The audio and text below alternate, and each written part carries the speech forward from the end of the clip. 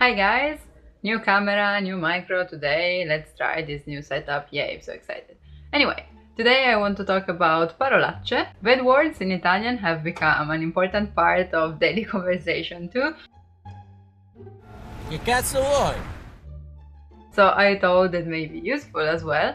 But if you don't like bad language in general and you don't like to listen to people talking bad, then just don't watch it because I'm not gonna censor anything, not gonna beep anything. The first one, which is not that bad actually, is merda, literally shit, and you use that almost in the same way. When, for example, you drop something, you can just say, oh merda, oh shit.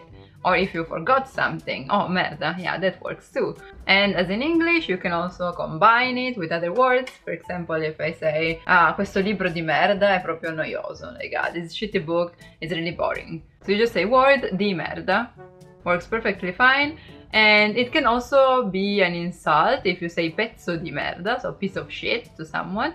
Or another one, which is not really that common maybe, but I like it, it's somehow funny, is figlio or figlia. It's like figlio della merda, like son of shit. It's kind of like saying son of a bitch but not wanting to say the B word, right? And that's a good bad word already because you can, good bad word, that's nice. But anyway, because you can use that with everything basically, so that could help you really ease your stress maybe. Then we have stronzo, which is more like an insult. I think it's asshole in English. Another useful expression that comes from stronzo is stronzata, or we also say cagata, so something that it's like bullshit, I would say in English, yeah? Like you did something stupid. So I could say hai fatto una stupidata, and I'm really polite. Well, not to you, but language-wise. Or I say hai fatto una cagata, not so polite, but not so bad too. Hai fatto una stronzata is really the worst. So it's like an escalation. Of course, depending on how you use that, that may be also friendly. Like if I'm talking with Valentina, for example, and she said something mean to me, but just like joking, I can say, ah, che stronza. But we know that we're joking, right? But to a stranger, like to a person that you don't know, you would never want to use a bad word. Unless you're fighting, probably. Moving on, what we use the most is cazzo or minchia, which meaning is the same. And it's, let's use this emoji here, since we're in Italy and we like bread, right? To describe what those words mean. It's a penis. Here too you can combine it with everything, like quel cazzo di libro, or quel libro del cazzo. It doesn't matter where you put it, before or after the noun, it makes sense. You can also say quel cazzo di libro di merda, like if you want to be even harsher and harsher. Like the funny thing in Italian is that you can combine bad words like forever and going on and on and on. Also, those words are used just in the middle of a phrase, like to give more emphasis and be like, oh ieri cazzo sono andata al cinema. That's hard to translate because it's like, oh yesterday shit I went to the cinema, and it's not like something bad happened, it's just like to make it more, I don't know, colorful, like to make the story more lively. That's something that just maybe like young people do because we're pretty rude nowadays, but you just start the phrase, the sentence being like, oh minchia, you know what happened yesterday? Like to express that it's something funny or that anyway worth knowing. So that's why I'm telling you. And of course you can also address those to someone. You can say testa di cazzo, that's not bad, and it's basically, yeah, head of dick head. Or just go with che persona del cazzo, what a strange person, what a cazzo di persona.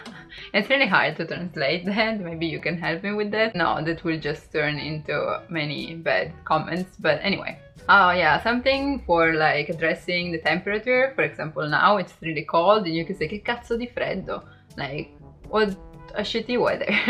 So cold, so fucking cold. Yeah, maybe fucking translates pretty well. And they're almost the same, so you can use one or the other.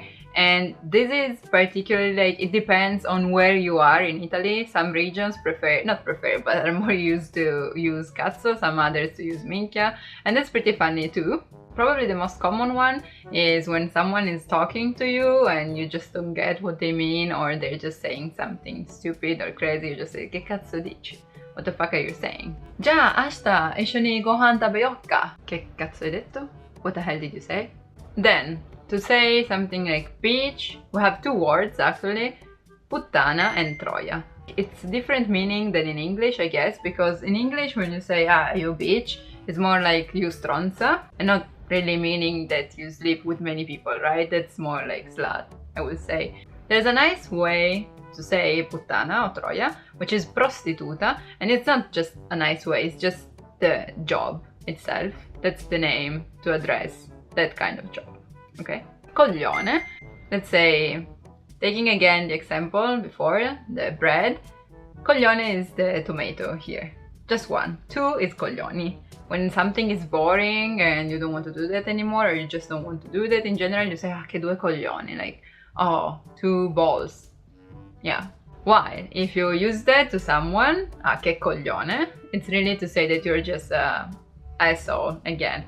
Scumbag, maybe? Yeah, probably that's what you use. The more words you know, the longer insults you can combine. Che coglione di merda, or che pezzo di coglione del cazzo. Like, you can go on forever and ever. Oh my god, that was so from Milano. But anyway, put everything together. Depending on how angry you are, probably. Yeah, I would say so.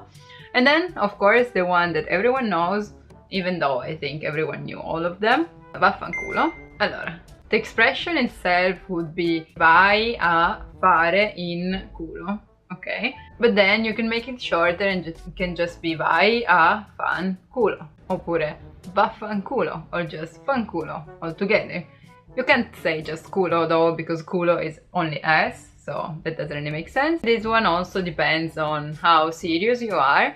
Like, if I'm really telling that to you, I would use the extended version. But if I'm just like, for example, I don't know, I just got a message and I'm like, fanculo. Like, yeah, whatever, fuck you. But I'm not serious. Could be even like when I'm studying and I don't want to study anymore and I have my book here and then I say, fanculo, I'll do that later. So that's not really that bad. They are bad words, okay?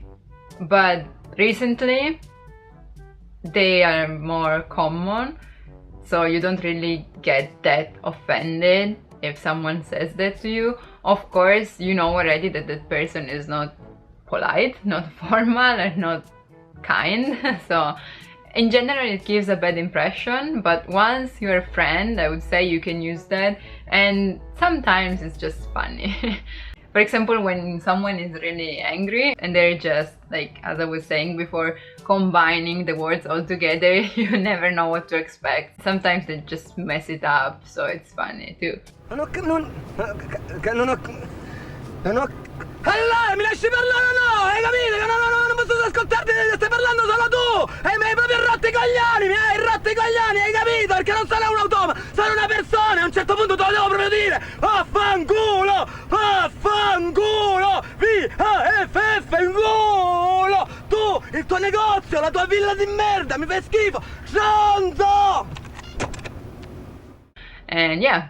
Now you know how to create your own way to insult people in Italian. I wonder how long it will take before this video is removed, but I hope you could watch that before. So yeah, I hope you had fun, and thanks for watching!